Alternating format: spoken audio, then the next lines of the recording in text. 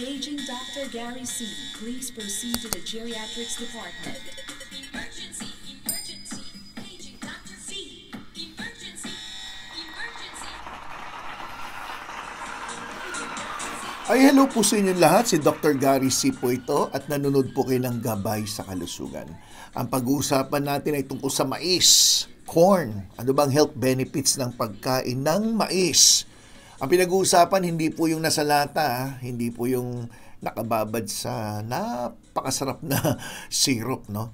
Ang pinag-uusapan natin ay yung fresh corn na nilaga o inihaw. Okay? Ano po ba ang mais, no? Well, ang mais ay siguro next to rice. Mais na, di ba? Susunod dyan yung mga kamote. Ang mais ay cholesterol-free, mababa yan sa mga taba-taba, walang sodium, kaya hindi nakaka-high blood yan. Actually, ang calories ng regular na mais nasa 88 calories.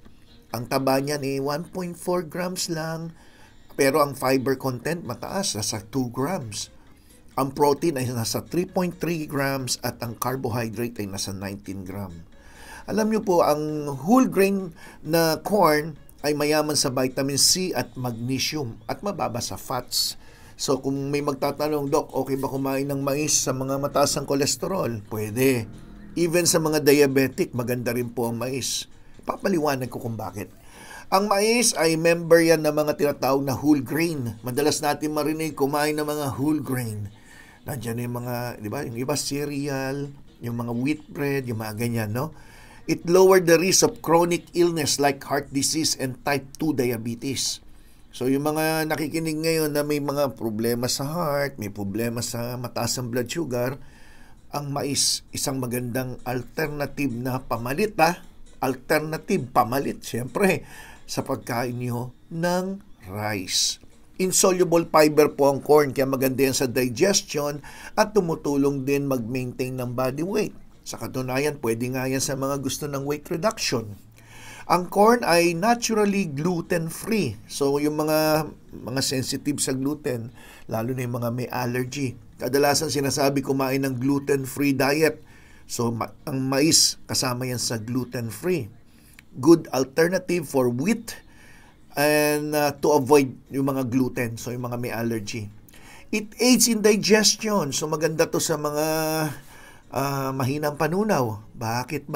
May reason. Corn gives you a good dose of insoluble fiber. Ang insoluble fiber ay tumutulong to promote healthy digestion. Ang body natin does not break down insoluble fiber. So, anong kagandahan nito? Nagpapalaki ito ng dumi pero malambot. So, sa mga constipated, madalas natin marinig yung mga laxative na bulk-forming laxative. Ibig sabihin, pinapalaki nga yung dumi pero malambot, madaling ilabas. Di ba, pag mga constipated, mapapansin nyo, lit-lit ng dumi pero ang tigas, ang hirap ilabas. Samantala, ang mais, nagpapalaki ng dumi at madaling ilabas. Yan ang kagandahan yan. So, sa mga constipated, mais. Consuming dietary fiber may aid in weight loss. Corn's fiber content helps support healthy body weight, boosting the feeling of post-meal fullness.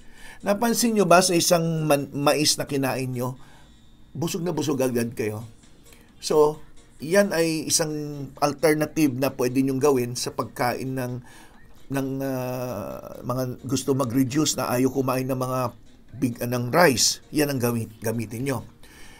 Ang mais ay tumutulong mag-support ng heart health nyo. Bakit na naman? Kasi ang corn ay may nutrients na carotenoids and it promotes healthy heart, diba?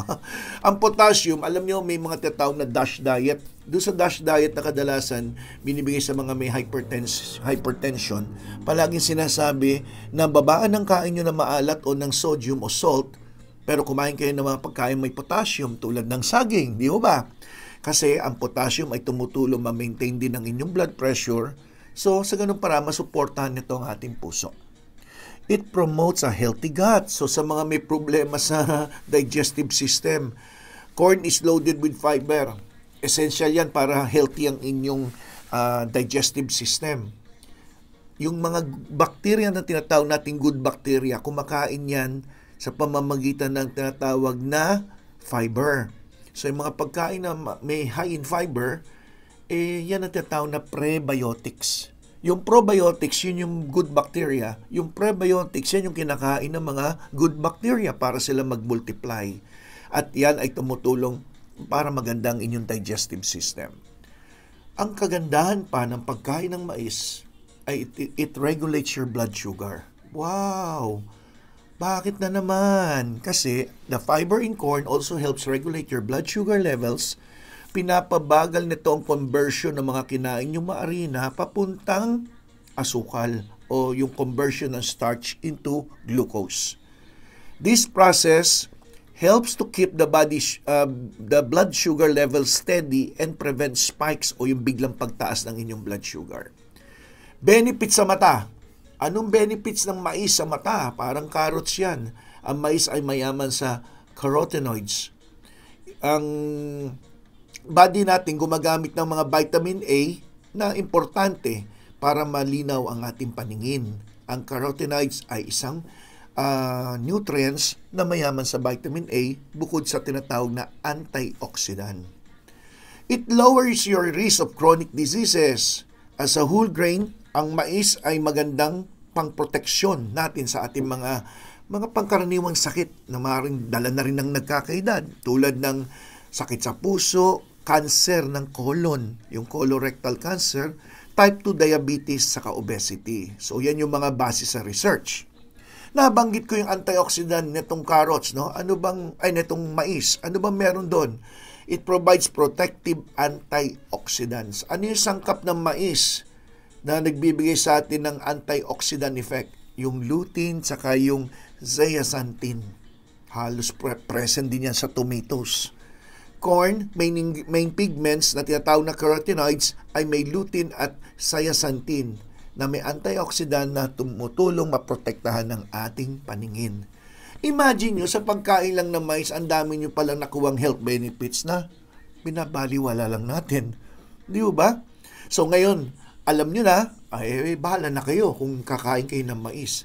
Isa lang naman sigurong piraso kada araw, wala naman masama. Di ba?